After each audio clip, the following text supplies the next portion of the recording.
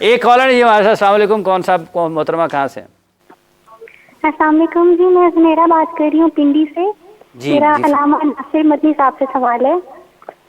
فرمائیے. ناصر صاحب میں تمہوں بہت منਦੀ ਹਾਂ, ਤੁਹਾਨੂੰ ਬਹੁਤ ਫੋਲੋ ਕਰਦੀ ਹਾਂ, ਲੇਕਿਨ ਲੋਕੀ ਮੈਨੂੰ ਆਖਦੇ ਨੇ ਇਹਨਾਂ ਨੂੰ ਫੋਲੋ ਨਾ ਕਰਿਆ ਕਰੇ, ਹਰ ਗੱਲ ਸੂਰੀ ਚ ਕਰਦੇ ਨੇ ਤੇ ਮੌਸੀਕੀ ਤੇ ਇਸਲਾਮ ਦੇ ਵਿੱਚ ਹਰਾਮ ਹੈ, ਤੇ ਮਦਨੀ ਸਾਹਿਬ ਇਹਨਾਂ ਨੂੰ ਕੀ ਜਵਾਬ ਦਿਓਗੇ؟ جی میں اپنے چاہنے والوں کو پیغام دیتا ہوں کہ آپ کسی بھی شخصیت سے پیار کریں تو اس کی زبان سے نکلنے والی بات سے پیار کیا کریں. شخصیات میں 100 خامیاں ہوتی ہیں, 100 خوبیاں ہوتی ہیں, مگر جتنے ہمارے چاہنے والے ہیں اور سننے والے ہیں اور کالر ہیں ان کے لیے خصوصی پیغام ہے کہ آپ کی چوائس اللہ اور اس کے رسول کی بات ہونی چاہیے, اور وہی رول ماڈل ہے ہمارے لیے, آئیڈیل ہے. باقی ہم اگر شریعت کے مطابق کسی کو کہیں کہ یہ میوزک نہ سنیں, وہاں نہ سنیں, یہ نہ سنیں, تو وہ اپنی طرف سے ہم نہیں کہتے, وہ ہم قال قال رسول اللہ صلی اللہ علیہ وآلہ وسلم جو نبی کریم نے کہا ہم اس تحت کہتے ہیں. ہماری بنیاد ہی اللہ اور اس کے رسول کی بات, بنیاد اللہ اور اس کے رسول کی بات ہے, اس میں کوئی شک نہیں. ابھی ایک سوال ضرور ہے, مصعب کو شامل کرتے ہیں کہ آپ نے جو کہا نا ارشد ندیم کا, جب آپ نے ذکر کیا کہ ان کو حکومت نے بہت زیادہ نوازا ہے, اس میں 2 چیزیں جس کے اوپر اعتراض بھی آئے گا اور جس کے اوپر لوگ آپ سے سوال بھی کریں گے. ایک یہ کہ کیا آپ کو ان کے گولڈ میڈل سے خوشی نہیں ہوئی؟ انہوں نے سارے پاکستان کا پوری دنیا بھر میں نام روشن کیا. اور دوسرا, اگر ان کی حوصلہ افزائی انعامی طور پر ہوئی ہے, انعامات کے اعتبار سے یا اور جتنی بھی انعامات ان کو نقد انعام کیش کے علاوہ جو ملا ہے, تو آپ کے سب خیال میں کیا وہ ریاست نے جو ان کو, جیسے آپ نے بیت المال کا ذکر کیا, سرکاری خزانے سے نہیں دینا چاہیے, اس پر مزید بات کریں. مسلم علماء کا کیا کردار صرف یہیں تک کہ علامہ صاحب نے کہا کہ جائیں تصویر بنوائیں اور پھر کھڑے ہو جائیں اور بس کیجیے, بس ٹھیک ہے تصویر لگ گئی, اللہ خیر صلی اللہ, کام مکمل. بسم اللہ الرحمن الرحیم. اللہم صلی وسلم وبارک علی سیدنا و مولانا محمد وعلی آلہ وصحبہ وبارک وسلم. بہت شکریہ حافظ صاحب. اور جہاں تک آپ کے سوال کا تعلق ہے, قرآن مجید فرقان حمید میں اللہ رب العالمین نے انبیاء صلوات اللہ علیہم اجمعین ان کا جہاں پر تذکرہ کیا, تو ہر نبی نے ایک جملہ اپنی قوم سے ارشاد فرمایا, جس میں حضور نبی کریم صلی اللہ علیہ وآلہ وسلم آپ نے بھی اسی طرح فرمایا. بہت تفصیل ہے اس میں مختصر کرتا ہوں. قل لا اسألکم علیہ اجرا الا المودۃ فی القربى. اور دیگر انبیاء نے بھی یہی کہا کہ میں تبلیغ دین پر تم سے کسی قسم کے اجر کا تقاضا نہیں کرتا. باقی انبیاء نے کہا ان اجری الا علی اللہ, میرا اجر تو اللہ کے اوپر ہے, اللہ تعالیٰ ہی مجھے اس کا اجر عطا فرمائے گا. جس جگہ پر بھی تبلیغ دین کے حوالے سے اجرت والا پہلو پایا جائے تو سمجھ جائیں کہ وہاں پر حق کی بات نہیں ہوگی. اللہ ماشاءاللہ اللہ تعالیٰ کسی کو اتنا تقوی عطا فرمائے, اتنا حوصلہ عطا فرمائے, اتنی ہمت عطا فرمائے کہ وہ غلط کو غلط کہہ سکے اور اپنے دنیاوی مفادات کو پس پشت ڈال سکے.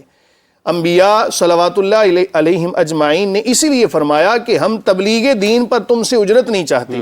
آج بھی ضرورت اس امر کی ہے کہ حق کی بات کرنے کے لیے اجر نہ مانگا جائے. جب آپ دین کی بات کرتے ہیں دنیاوی اجر کو وہاں سے نکال دیں. جہاں پر دنیاوی اجر آ جائے گا وہاں پر حق کی بات نہیں ہوگی.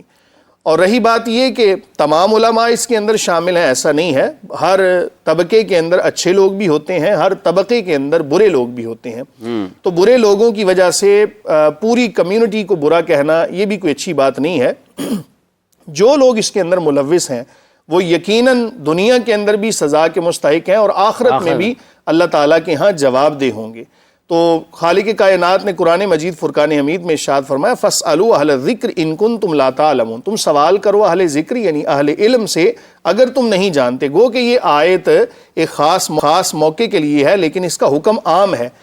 حکومت کو چاہیے کہ جب ریاست کے معاملات ہوں, کہیں انعامات کی تقسیم کے معاملات ہوں, کہیں ذرائع کے حوالے سے یا حکومت چلانے کے حوالے سے معاملات ہوں, تو ایسے علماء کی طرف رجوع کریں کہ جو اجر نہیں چاہتے. جو اجر نہیں چاہتے علماء کی طرف رجوع کرنا چاہیے. لیکن ریاست نے ادارے بنائے ہوئے نا علماء کے, اس میں شرعی کونسل بھی ہے, نظریاتی کونسل بھی ہے, اور بھی کافی. ایک کالر ہے ہمارے ساتھ. السلام علیکم جی, کون صاحب محترمہ کہاں سے؟ وعلیکم السلام جی, عبید الرحمن سلیمانی اب تک سے بات کرتا ہوں. جی عبید الرحمن سلیمانی صاحب. میرا چند مکھن ملائی علامہ ناصر مدنی صاحب سے یہ سوال ہے کہ موجودہ جو حالات چل رہے ہیں، لوگ بھوک کے ساتھ مر رہے ہیں، اپنا 2 وقت کا کھانا نہیں کھا سکتے، اور ایسی صورت میں حکومت جو ہے لاکھوں کروڑوں روپے کی مد میں ارشد ندیم صاحب کو انعام کے طور پر دے رہے ہیں. کیا ایسے حالات میں یہ چیزیں جائز ہیں کہ نہیں جائز ہیں؟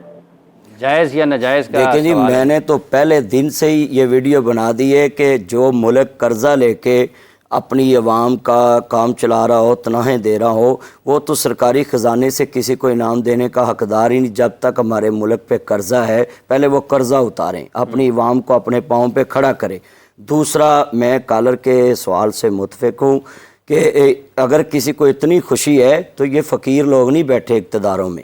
ان کے بڑے land cruiser V8 TX TZ Fortuner BMW فورنگ Audi Altis Cultus Range Rover Lexus GMC American Kia Sportage Honda سوک ٹوٹا کرولا میں بیخ گاڑیاں ان کے پاس ہیں. اپنی گاڑی کی چابی لیں اور ان کو اپنی جیب سے گفٹ کریں، اپنی جیب سے مرلے کنالیں مربے گفٹ کریں. میں تو MPMN کو بھی کہتا ہوں کہ اگر آپ نے تھوڑا سا یہ پروٹوکول کا مزہ لینا ہے تو پھر آپ سرکاری جتنے اخراجات ہیں یہ اس کو ختم کریں، کہیں ہم پاکستان کی ویسے خدمت کریں گے. آپ کو اتنا تھوڑا ہے کہ آپ نے سرکار جھنڈی لگا دیتا ہے کار پہ اور آپ عزت سے جھوٹتے ہیں، میلے میں جاتے ہیں، گلیوں میں جاتے ہیں، پروٹوکول لیتے ہیں. تو میں بالکل کالر کے سوال سے متفق ہوں کہ سرکاری خزانے سے کسی کی بھی حوصلہ افزائی نہیں ہونی چاہیے جب تک ریاست امیر نہیں ہوتی. 1968 کے مقام پہ نہیں آتی. 1968 میں ہم نے جرمن کو قرضہ دیا، جب تک اس موڑ پہ نہیں ہم آتے سرکاری خزانے سے کسی کو کچھ نہیں دینا چاہیے. مگر یہ بات ضرور ایڈ کروں گا، اگر ریاست نے دینا ہے تو پھر سب سے پہلے لفظ اسلام کو آگے رکھے کہ جو دینی ادارے اپنی پاکٹ سے اپنے جمع کرتے پیسوں سے اتنے بچوں کو پروموٹ کر رہے ہیں، بجائے ان کو سرکاری نوکریاں دینے کے بھی ان کی حوصلہ افزائی بھی کرنے. اگر کوئی وزیر اللہ ماشاءاللہ چلے بھی جائے کسی مدرسے میں تو کبھی آپ نے دیکھا کوئی بڑا اعلان ہوا؟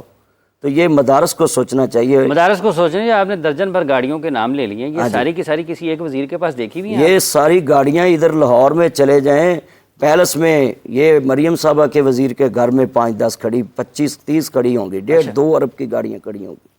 اچھا، ہاں جی. لیکن اس کے باوجود بھی سرکاری، اس کے باوجود بھی جو پروٹوکول ہے وہ سرکار کا ہی ہے. سر سرکار کا پروٹوکول یہ عوام کی نظر میں یہ تو بھلا ہو.